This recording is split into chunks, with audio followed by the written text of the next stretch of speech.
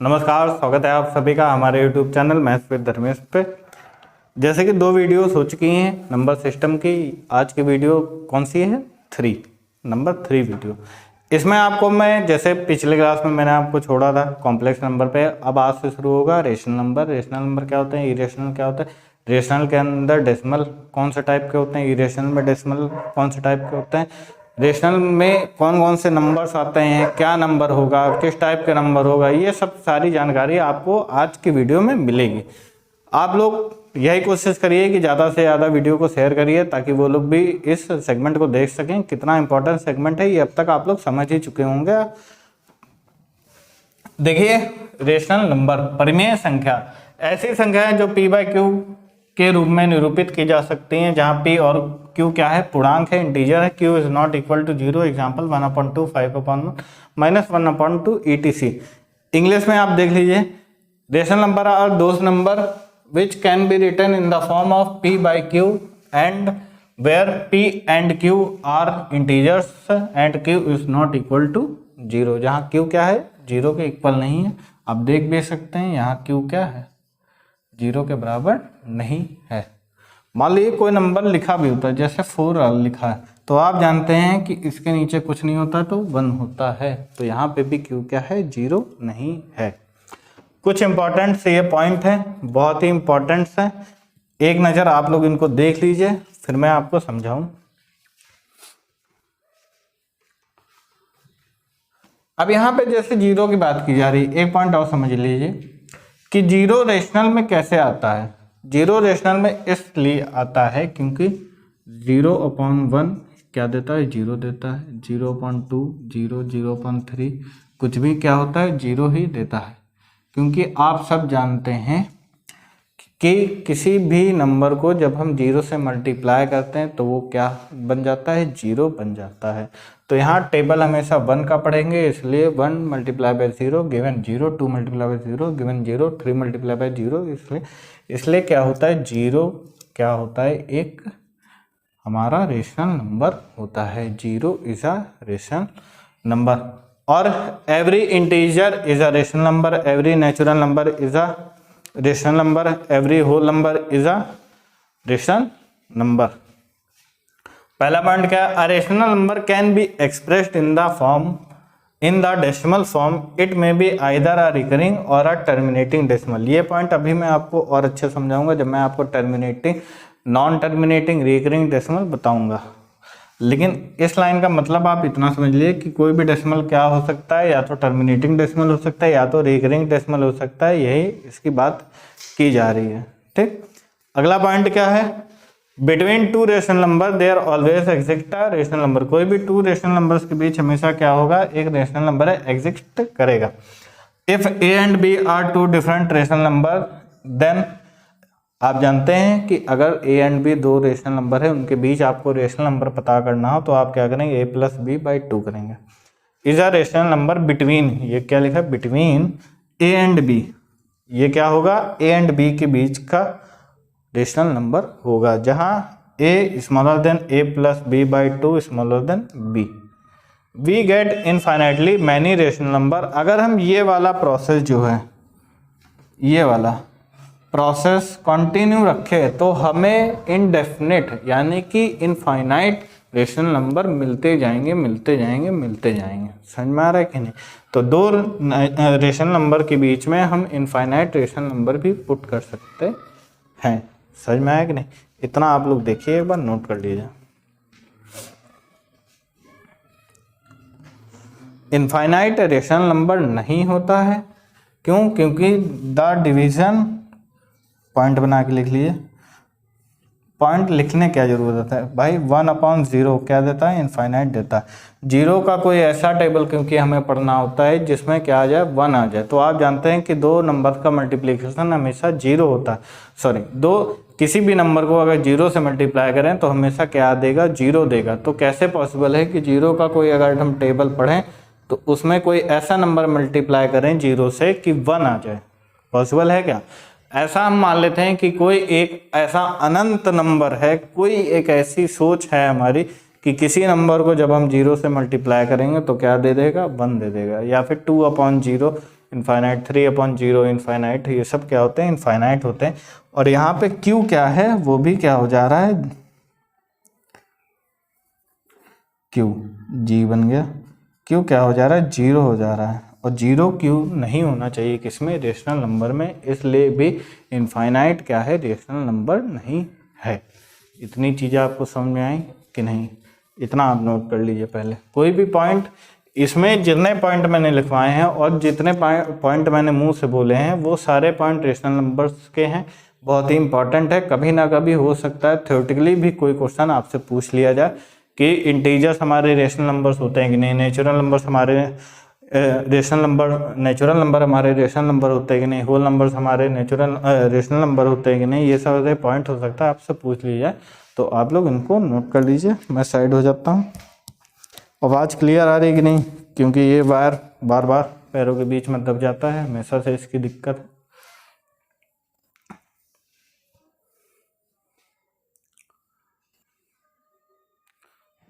हो गया।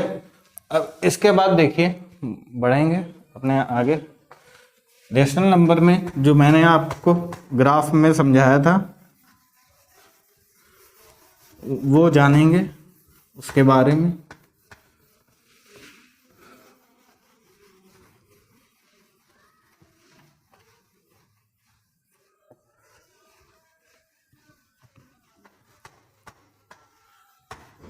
देखिए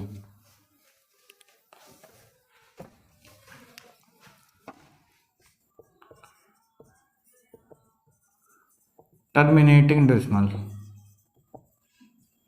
आपको अभी मैंने एक पॉइंट लिखाया था कि कोई भी रेशनल नंबर डेसिमल के फॉर्म में या तो क्या कैसा होगा, टर्मिनेटिंग होगा या तो रिकरिंग डेसिमल होगा।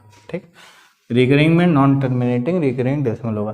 टर्मिनेटिंग डेसिमल का मतलब होता है समाप्ति दशमलव, या फिर शांत दशमलव भी कहते हैं बहुत लोग। आप ये लिखिए समाप्ति दशमलव।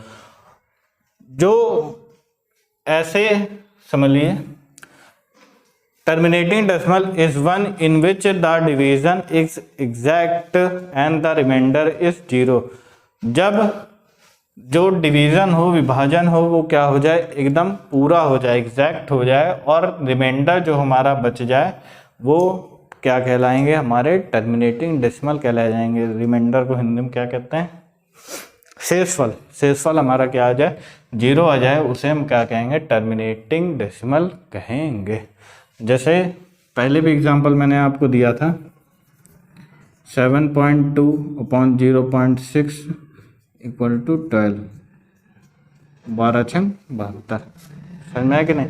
अब ये क्या हो गया, पूरी तरीके से टर्मिनेट हो गया, क्या आ गया, 0 आ गया, रिमाइंडर शेषफल क्या आ गया, 0 आ गया। तो इन्हीं संख्या, इन्हीं नंबर्स को हम क्या कहेंगे, टर्मिनेटिंग डेसिमल कहेंगे, समाप्ति दशमलव कहेंगे। इसमें कोई डेफिनेशन आपको याद करने की जरूरत नहीं, बस आपको समझने की जरूरत है कि terminating decimal is one in which the division is exact and the remainder comes 0, या फिर when the remainder comes 0 are known as terminating decimal. जब रिमाइंडर क्या आ जाए, 0 आ जाए, तो वो क्या हो जाएगा, टर्मिनेटिंग डेसिमल हो जाएगा। अब इसके बाद जो आता है वो क्या होता है, नॉन टर्मिनेटिंग। बाय राइटिंग आप लोग थोड़ी अंडर एस्टिमेट करिएगा, मेरी जो कोशिश है, जो प्रयत्न है, जो मेहनत है, आप उस पर ध्यान दीजिए, राइटिंग पर ध्यान मत दीजिए। मैं बोल भी रहा हूँ तो आप उससे भी लिख सकते हैं, जिनको स्पेलिंग नहीं आती वो समझिए थोड़ा सा बस। नॉन टर्मिनेटिंग डेसिमल या फिर रिकरिंग डेसिमल। आप जब किसी छोटे बच्चे की बुक उठा के देखें, या फिर कई बुक में दोनों अलग अलग दिया होता है, नॉन टर्मिनेटिंग डेसिमल अलग दिया होगा, रिकरिंग डेसिमल अलग दिया होगा, लेकिन हम लोग क्या करते हैं, इसको एक ही में बता देते हैं। अलग अलग अगर बताना हो तो नॉन टर्मिनेटिंग डेसिमल जो हम बताएंगे ऐसे समझिए, non terminating decimal is one in which the division is not exact and the remainder were not comes 0। जहाँ पे रिमाइंडर 0 ना आए और डिवीजन क्या हो, पूर्णतः विभाजित ना हो, पूर्णतः समाप्त ना हो जाए, वहाँ उसे हम क्या कहेंगे, नॉन टर्मिनेटिंग डेसिमल कहेंगे।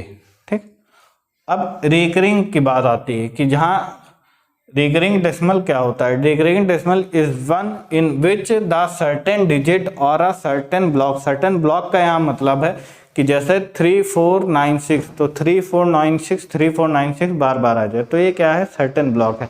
Where certain digit or a certain block repeat क्या कहेंगे? Over and over, repeat over and over, उसे हम क्या कहेंगे? रिकरिंग डेसिमल कहेंगे। जहां पे कोई सर्टेन डिजिट, कोई सर्टेन अंक हमारा क्या हो, लगातार बार बार आता रहे, उसे हम क्या कहेंगे? रिकरिंग डेसिमल कहेंगे। आवर्ती दशमलव, रिकरिंग की हिंदी होती है आवर्ती दशमलव। हिंदी मीडियम वाले सुन लें, आवर्ती दशमलव। नॉन टर्मिनेटिंग, नॉन टर्मिनेटिंग को क्या कहेंगे? गैर समाप्ति, गैर समाप्ति दशमलव।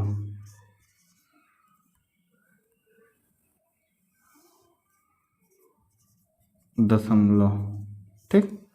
तो non terminating decimal in which are non terminating decimal is one.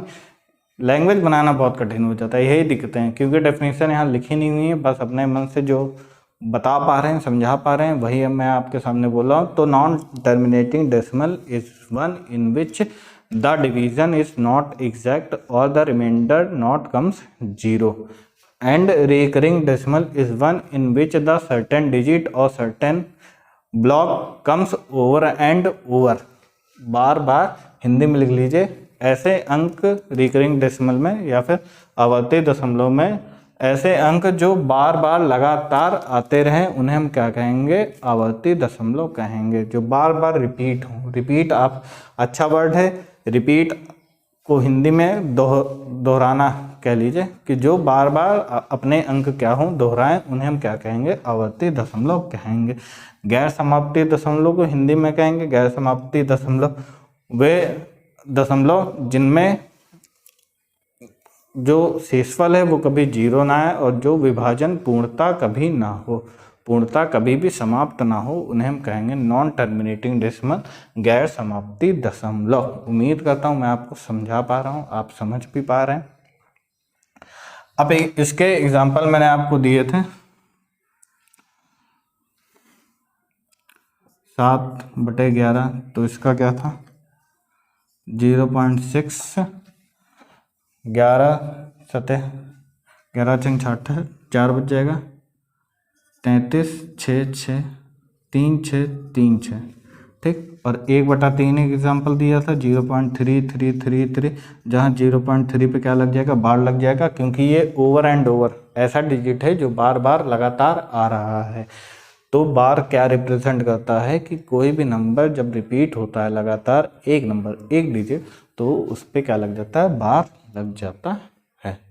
समझ में आया? ये कुछ एग्जांपल्स हैं, इनको आप नोट कर लीजिए। उम्मीद करता हूँ मैं आपको समझा पा रहा हूँ, इनको आप नोट करिए फटाक से। हो गया? नोट हो गया होगा। 22/7 मैंने आपसे पिछली क्लास में पूछा था कि वो रेशनल है कि नहीं, तो वो क्या होता है? 22/7 रेशनल होता है, भले वो पाई का मान है, क्योंकि इसे हम p/q फॉर्म में निरूपित कर सकते हैं, लिख सकते हैं। It can be written in the form of p/q, इसलिए 22/7 हमेशा क्या होगा? रेशनल नंबर होगा। समझ में आ रहा है? अब इसको रफ करते हैं, फिर पढ़ते हैं अपने आगे इरेशनल नंबर्स पे। इरेशनल नंबर पे कोई ज़्यादा पॉइंट नहीं है, उसकी सिंपल सी डेफिनेशन होती है। क्या डेफिनेशन होती है समझिए, उसके बाद इस क्लास को ख़त्म कर देंगे। देखिए इरेशनल नंबर, इरेशनल नंबर्स, जो लोग ये सोच रहे हैं कि सर आपने non terminating non recurring decimal नहीं बताया, तो वो लोग समझ लें कि वो इरेशनल नंबर में पार्ट होता है। इरेशनल नंबर, अपरिमेय संख्या। आप हिंदी में जो इसका शब्द है अपरिमेय संख्या, उसी से आप डेफिनेशन बता सकते हैं कि जो संख्याएं परिमेय नहीं होती उन्हें हम अपरिमेय संख्या कहते हैं। सिंपल, अपरिमेय संख्याएं। समझ में आ गया?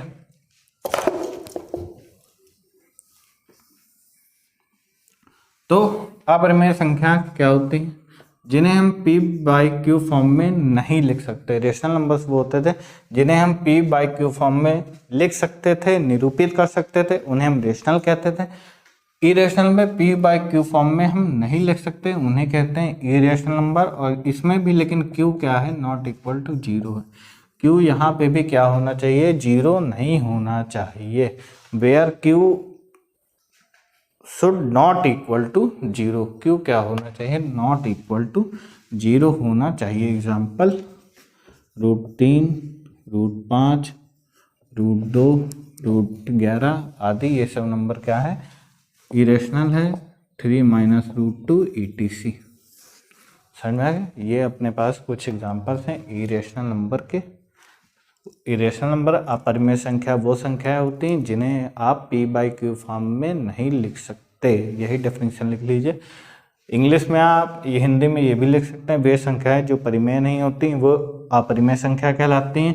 इंग्लिश में आप लिख सकते हैं कि irrational number are those numbers which are not rational. तो आप इन्हें ऐसे एग्जाम्पल के तौर पे आप ये नंबर्स भी लिख सकते हैं। अब इसमें आप 2 पॉइंट केवल आप लिख लीजिए। पहला तो पाई लिख लीजिए कि पाई क्या होता है, अपना इरेशनल नंबर होता है। Pi is the irrational number, the actual value of pi is 3.14 something something like that.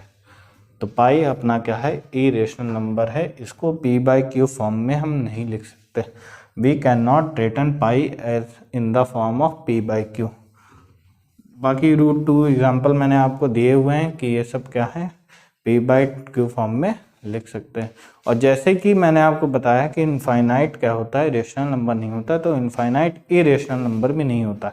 Because और रियल नंबर भी नहीं होता। बताइए क्यों, क्योंकि उसका कोई मान नहीं है। Infinite is an idea of something which never ends. अनंत केवल एक ऐसी सोच है जो कभी खत्म नहीं होती, इसलिए infinite is not a irrational number. जो लोग आज तक सोचते थे कि इनफाइनाइट एक इरेशनल नंबर है, वो लोग गलत हैं। उसको भी हाँ, ये बात सही है कि उसको हम p बाई क्यू फॉर्म में नहीं लिख सकते, लेकिन इनफाइनाइट इरेशनल नंबर नहीं है। इसमें कुछ लिखने वाला तो है नहीं। बढ़ते हैं आगे। Non terminating non decreasing decimal में खत्म करते हैं फिर आज की वीडियो। इसके अंदर लिखिए नॉन टर्मिनेटिंग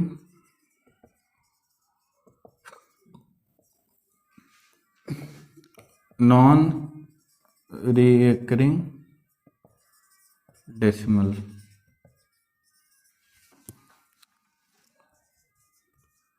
अनवसानी अनावर्ती, वो क्या था, आवर्ती था, ये क्या हो जाएगा, अनावर्ती, नॉन रिकरिंग दशमलव। ठीक। इसके एग्जाम्पल्स यहाँ पे कम है, क्योंकि इसके जो एग्जाम्पल्स हैं वो ज़्यादातर क्या होते हैं, √2, √3, 3 प्लस √2, 3 √3 है, तो उन सबको हम नहीं लिख सकते। 3 प्लस √2 इन सबको हम p बाई क्यू फॉर्म में लिख ही नहीं सकते। समझ में आ रहा है कि नहीं, इनको हम p बाई क्यू फॉर्म में नहीं लिख सकते। अब आप रियल नंबर एक बार याद करिए कि √2 रियल नंबर है। क्यों, क्योंकि √2 को आप नंबर लाइन पे रिप्रेजेंट कर सकते हैं। बताएंगे कैसे रिप्रेजेंट कर सकते हैं, अपने आने वाली वीडियोस में देखिएगा, बहुत मजा आएगा। तो इतना भी आप नोट कर लीजिए। All non terminating and non recurring decimals are irrational numbers. All non-terminating and non-recurring decimals, non-recurring numbers are irrational numbers. समझ में आ गया कि नहीं। इसमें कोई ऐसा पॉइंट नहीं है नॉन टर्मिनेटिंग जो कभी भी समाप्त ना हो। डेफिनेशन आपको मैंने बता दी थी। नॉन रिकरिंग डेसिमल, यहाँ पे कोई भी एक सर्टेन डिजिट या फिर सर्टेन ब्लॉक नंबर क्या होगा, रिपीट नहीं होगा। Do not comes over and over. यहाँ पे कोई भी ऐसे अंक लगातार दोहराए नहीं जाएंगे, उन्हें हम क्या कह देंगे, अनावर्ती दशमलव कह देंगे। अनवसानी का मतलब, नॉन टर्मिनेटिंग का मतलब जिनके रिमाइंडर 0 नहीं आएंगे, जिनके शेषफल 0 नहीं आएंगे, और जो पूर्णता कभी भी विभाजित नहीं होंगे, जिनका विभाजन लगातार बढ़ता जाएगा, उन्हें हम क्या कहेंगे, नॉन टर्मिनेटिंग कहेंगे। द नंबर इंग्लिश में क्या बोला था the division which never ends and the remainder do not comes zero are known as non terminating decimal. समझ में आ गया? इतना नोट कर लीजिए।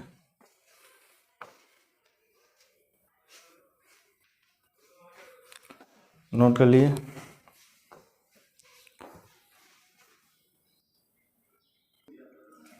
हो गया? चलिए मिलते हैं अब अपने आने वाली वीडियोस में, और भी आने वाली वीडियोस और भी इम्पोर्टेंट होंगी क्योंकि चैप्टर अब धीरे धीरे आगे बढ़ रहा है। तो आने वाली वीडियोस में जो भी डेफिनेशन, प्रॉपर्टीज, हो सकता है फॉर्मूलेस बताऊं मैं, तो उनको भी जरूर देखिएगा। वो आने वाली वीडियोस ऐसा समझ लीजिए बहुत ज़्यादा इम्पोर्टेंट होंगी, उसी से आप पूरा चैप्टर सॉल्व कर सकते हैं। तो मिलते हैं अपनी आने वाली वीडियोस में, तब तक के लिए नमस्कार, जय हिंद।